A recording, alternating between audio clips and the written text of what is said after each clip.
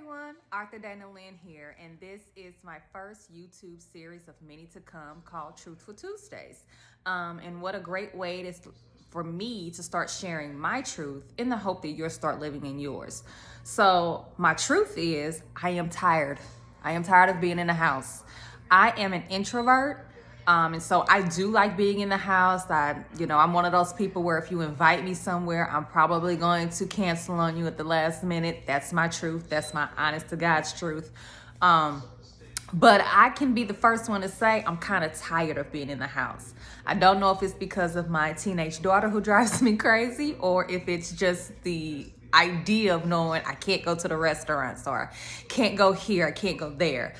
So if you're with me, definitely in the comments, raise your hand like, yes, sis, I am with you. I'm tired. I'm tired. So a little bit about me. I am an author. I have a book that's actually on Amazon now called The Prescription of Superwoman.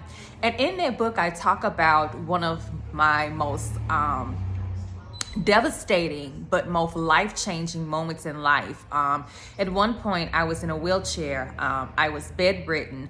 I even had brain surgery. And if anybody knows somebody who's had to have brain surgery, if you're not legally married or have someone, you have to sign off rights to if you're dependent. And so at that time I had to sign all rights off to my daughter, to my mother and my sister, who I every day I'm thanking God for him having them because they raised her in the best way possible until I got better. And during that time, I had to learn what my pain to purpose was, why God was taking me through so much pain to only realize I was here to help someone else. And in that book, I explain it all of my highs, all of my lows. So definitely get your copy today. It's on Amazon and it's called The Prescription of Superwoman. But I love writing. I love helping. And so I decided to add a journal with it. In this journal, you're going to learn how to find your prescriptions through life illnesses. I love to call them life illnesses because that's what they are.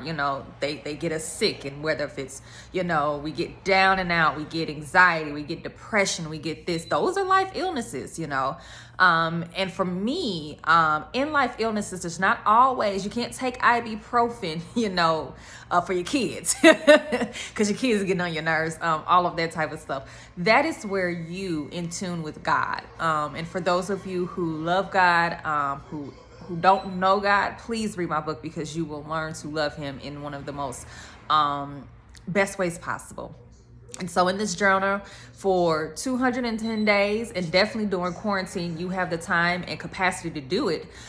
You're figuring out, okay, what parts of my life or illnesses that are taking me down to where I can't be my ultimate self. And this can be for women, this can be for men, this can be for couples, this can be for singles, this could be for people in relationships, not sure whether it's going left or right.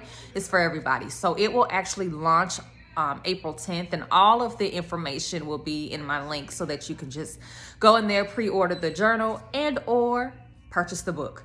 So enough about that. I'm also a life purpose coach. So I'm the person who helps you make it make sense. Sometimes we just need that person to teach us about where am I supposed to be going. And definitely in quarantine, we're sitting in the house every day, all day, trying to figure out, okay, maybe you lost your job due to this situation. Maybe you're not working and not getting money right now. And so you start questioning yourself, have you made the right choices? Not just for yourself, but for those of you who have families. That is a time where this is definitely a time where you can start questioning or start figuring out, okay, what is really my destination for life? What am I truly supposed to be doing? And am I doing it the right way? So I'm that person that kind of makes it make sense because trust and believe I've been there. Financial brokenness, not sure if I'm going right, going left, having to try to figure out my entire life. So I've been there. So again, that's another thing that I do. I'm also a mother of a teenager. So for any of you mothers on here, parents, let me just say, on here for teenagers, I feel your pain. I understand. Wine is always the best friend, anytime. Every 6 o'clock is wine o'clock for me. So I get it. Another thing quarantine has taken away, y'all, I'm going to be truthful. These hands, y'all, Whew, sis, all of y'all, I feel you. If you lost one nail, two nails, one hand still got the nails, the other hand just missing them all. Yeah, but I can be truthful and say, this is my truth. This is what I look like. I love to play in makeup, so truthfully, I decided to put on some makeup, look a little nice to be, appealing to the eye. So that's the truth. I've always been a Barbie in my life, and so no better way than to be the Barbie with you all and be truthful. So I wanted to come on here for my first segment and talk about how to survive quarantine, and maybe even grief, depression, and anxiety. If those of you who have it, who are watching, suffer for depression, suffer from anxiety, it can hit right now, especially because everybody's in the house, the kids in the house. Some of you are actually homeschooling your children. If your children are online, you have to get them organized to prepare for online. Had to switch your whole life to prepare for virtual life as we know it until further notice. And who knows when that notice will be, correct? So it can set our anxiety and our depression to like 1,000. Forget what Drake said, 0 to 100. We 0 to 1,000, 0 to 2,000. For moms with little ones, I can only imagine. We love our babies to the death of us, but we need that time. And so I wanted to come on here, not take too much of your time, but kind of give you some ideas of what to do when depression, when even grief. Some of you have lost loved ones and you couldn't even go to the funeral, or really have a funeral because of the COVID-19 rules. So here's some things that you want to do to maybe help you get through this time, so that it is something, a learning process instead of a downing process. And I have notes for this one, so forgive me if you see me looking down. I'm not, you get it. Yeah. So the first thing I want you guys to undo is understand grief is normal. Depression is normal. Anxiety is normal.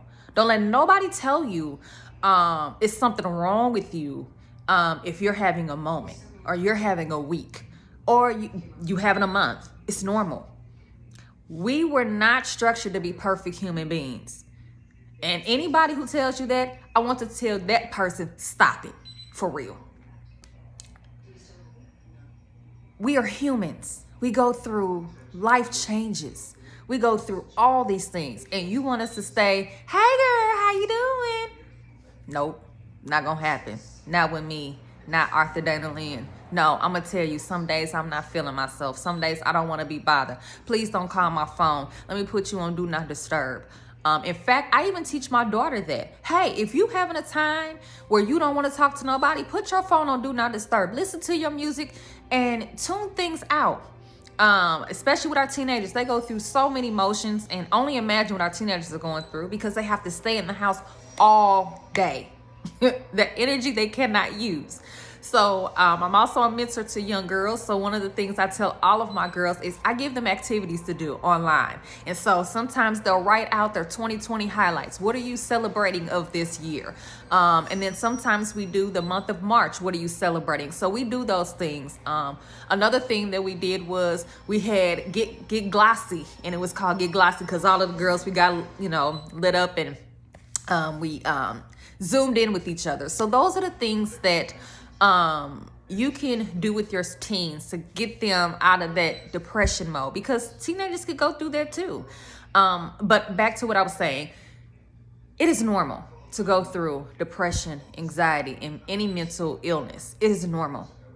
We were not designed to be perfect. So start understanding, or start recognizing when you are going through that moment. Recognize it. Don't discard it. Recognize it. The second thing I want you to do is start taking time out for you.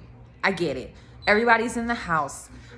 Everybody's in every room, using all the lights, all the television, all the electricity, all the gas. I get it. But there's always one place that you can go that's just for you.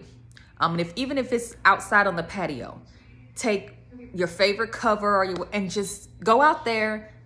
Don't talk to anybody. Don't even bring your phone or anything. And just for 30 minutes, close your eyes and let peace be with you. One of the greatest things is when we can just close our eyes and just let nature, let God come in. You know, even tell your kids, hey, for 30 minutes, I'm going outside. Don't bother me. Don't talk to me. One of my good friends, she posted on Facebook, and this was a great thing, and I'm using this. And so I'll let her see this video so she can laugh at it. But what she did was she grabbed her purse and told the kids, hey, I'm going to the store, right? And so she went outside, went to the garage, opened the garage door, opened her car door, slammed the car door. So it sounded like she was actually going out, but she wasn't. She didn't go anywhere. But she did all the motions that the kids are familiar with. So in their minds, oh, mom left. So for 30 minutes, she was sitting in her car in peace. If you have to do that, this is not just for moms, for dads too, because you guys are essential for the family and everything. If you have to do that, hey, I'm going to the store. What do you guys need? And just even write down something that they said they wanted. And for 30 minutes, go outside, go in that car for 30 minutes, listen to whatever music you know, get you back into the groove of things, you know, depress your mind, everything like that. If you truly go off to the store, that's fine. Even go to the parking lot and wait 30 minutes before you even go into the store. And so as funny as it sounds, it's a great way to restore your mind, restore your energy, but also allow depression and anxiety to flow out, you know, because as long as we hold it in, it is going to take power over us. All right. Another thing I want you guys to start doing is talk to someone. Find an accountable partner. Let them know, hey, today I'm not feeling it. Today I'm not having a great day. I have great friends, and we always go to brunch with each other every Sunday. Each month we go off to brunch, and so we haven't been able to have brunch with each other. And so we laugh and joke and said, hey, we're going to have to do a Zoom one day and grab all our little wine and just act like we having brunch with each other. But what I love about them is that when I'm not having my best day, when I'm not my best self, when I'm not Dana Lynn, when I'm not the author, when I'm not the mom or whatever, when I feel like I can't be her, I call one of them and say, hey, I'm having a moment. And sometimes one of them will pray for me. Other times they'll just let me cry. And I feel comfortable because I know venting to them doesn't mean it becomes a gossip session for somebody else. Does that make sense? Because sometimes we will vent to those people, and to be honest, you are the next topic at the next brunch session. And I love it that I'm not. You know, I know when I talk to them, I'm just talking to them. I'll have my vent session, I'll go through it, and boom, I can be Superwoman again. During this quarantine, say no to people. Of course, you have no choice but to say no to people, but even say no to people that you can actually do virtual stuff with. If you're going through your time, and I know people have businesses, things to do, limit your time. Say no. If you know, talking to one of those friends, it's going to just be a headache. Hey girl, I'll talk to you another day, you know. Hey, say no. Learn to say no.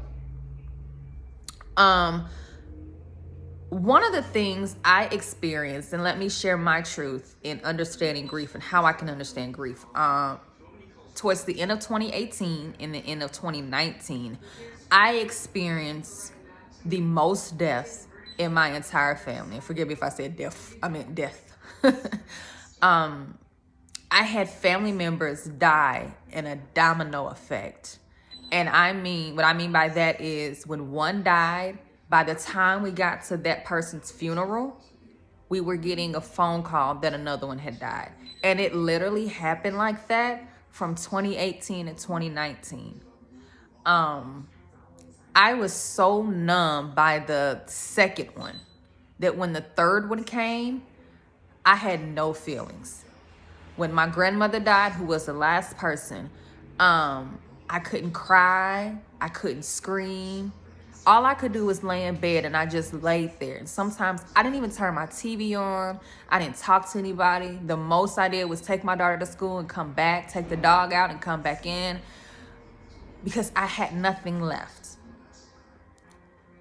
in that moment, God taught me how to say no to people. And I was like, well, God, I got to keep running my business. God would say no.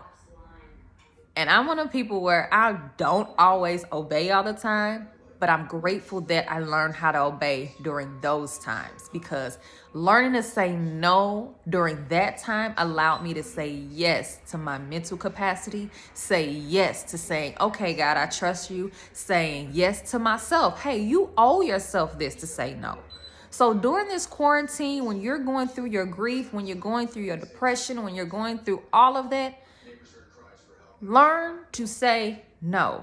Your no doesn't mean never. Your no means right now, I don't have what you need. And so giving you half of me is unfair to you and it's unfair to me. If I can't give you all of me, it's a done deal. Get it? Got it? Good. Another thing is start admitting when you're not okay.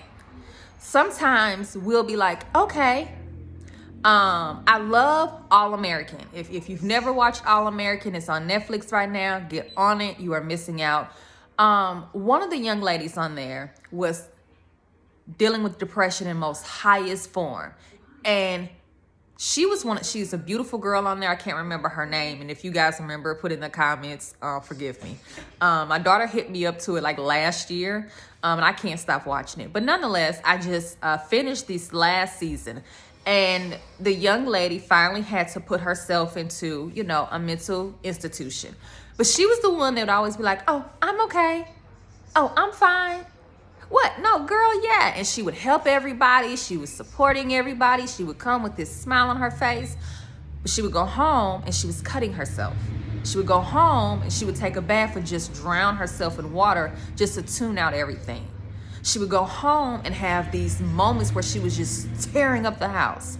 In fact, she even tore up the house to the point where it looked like there was a burglary, told her dad there was a burglary. And so then that way, she was like living in a hotel at that point. So she was by herself again. Her dad was a music producer. So he was in and out of the house all the time, in and out of the country, in and out of the state. But she was going through heavily depression, like heavily. But she would constantly tell everybody, her boyfriend, her friends, everybody, I'm okay. Until finally, she was looking in, trying to understand her mother, to only find her mother had depression. And what her dad had told her was that her mother had died in a car accident. She did the research to only find out her mom had drove herself off the cliff, okay? So she takes her car and she's getting ready to do it, and she just can't do it. So she calls her boyfriend and she finally says, I need help. And he says, I've been waiting on you to tell me that. I was just waiting on you. So admit when you're not okay, because the people who love you the most, they actually have been known. They're just waiting on you. So admit when you're not okay. When I lost the first person in my family, who was my aunt, she was like a second mother to me. And so I had just saw her that Friday, and that Tuesday, went to revival in my church. My mother tells me, hey, I need you to go check on your auntie. And I'm like, oh, okay. She wants me to go to the store for her. And I could tell them, it kind of looked like my mom had been crying, to only realize her brain activity had shut down. She was literally dying. And just like that young lady on All American, I pulled up to the house. And I was in tears, but I couldn't go see her. I refused to go in that house and see her like that. I couldn't. So I went home, called my friend and said, I'm not okay. She says, what do you need? I said, I just need you to just talk to me. Just stay on this phone with me. And she talked to me until literally I had nothing else left to do. But I wasn't okay. And that moment and that incident and that hour saved my life, because again, when you lose somebody that close to you, who's like a second mother to you, who's been there since you've been born, has been there since every milestone of your life, it takes you. You know what I'm saying? So nonetheless, start to admit when you're not okay. And then that's when you call your accountability partner and say, hey, I'm not okay today. This ain't a good day. And whether if it's you guys talking on the phone, doing a virtual Zoom, you crying and she just allowing you to cry, do that. I can't stress how much happier you will be. And so, again, I'm author Dana Lynn. I am not a mental illness expert, but I've been through mental illness. I suffer from depression and anxiety. And so when I lost all of those people, I was at the highest of my depression. I was at the highest of my anxiety that I could ever be. I had never felt anything like it. When people used to say, man, I feel numb, I didn't get it at the time. I'm like, how you feel numb? Like, can't you feel your fingers and toes and stuff? I got what they meant. Mentally, I'm numb. I have nothing left to give. Not a cry, not a scream, not an anger, not a happy face, not a nothing. And so during this time in quarantine, a lot of us are going through those. That it's part of grief. Grief doesn't always necessarily mean we've lost a person. People have lost jobs. People are close to losing homes. People are close to losing families because families haven't been in the same room or atmosphere this much. So definitely take this time, this grieving time, to do those things that I told you. And again, if you are just now tuning in, I'm going to run right through them and I'm going to end this session and then I'll look forward to the next session. The first thing is understanding grief. Grief is normal. It's very normal. Don't let somebody tell you something wrong with you because you're going through a mental phase, a depression phase or anxiety phase. Let that emotion out and accept it's happening. Number 2, take time for you. Again, like I told you, one of my good friends, she told the kids she was going to the store, went out to the garage, opened the doors, started the car, and let me tell you, she just sat there. For 30 minutes, she just sat there. But she had told the kids that she was going to the store, so of course they kept going and doing what they were doing. They weren't going to look for mommy. So if you have to do that, do that. Number 3, start talking to someone. Get an accountable partner, someone that you know you can vent to, who won't use your information as a brunch session when all this is over with. You get what I'm saying? So definitely find somebody you can talk to. Number 4, start saying no. Say no. If that means you have to say no to the girlfriend who always got problems with her relationships, tell her, hey, right now I ain't even got nothing to tell you. Sis, dump them, leave them, do what you got to do. If you got to be on Snap, I love you, but they ain't got no bail money for you. Whatever you got to do. At the end of the day, start saying no to people. Because half of you is not, you can't give what you don't have. You get what I'm saying? And then finally, admit when you're not okay. Like I said, I used the example of All American, the young lady who almost took herself off a cliff until finally she called her boyfriend, hey, I'm not okay. And he finally said, hey, I've been waiting on you. Most of the time, the people closest to us who truly love us, they already knew that there was something not okay. They didn't want to, bombard you. But when you finally admit, hey, I'm not okay, they have already been ready for all the resources, what they need to do, how to support you and everything. Admit when you're not okay. And to be honest, the greatest superwoman knew when she didn't have powers. We can be superwomen, we can be superheroes, but we even saw that Superman died. Sometimes we have to admit when we're not okay. So again, Author Dana Lynn here, sharing my truth on today. And I have my truth cup, if you can see it. I love it. Yes, this is the best thing I could ever do. And so I'm sharing my Truthful Tuesdays where I share my truth, where you learn how to live in yours. And so like I said, today was sharing mine about grief, how I got through grief, how I get through depression and anxiety. And that's it. So thank you all for tuning in, and I can't wait to see you guys next Tuesday. Have a blessed and wonderful day.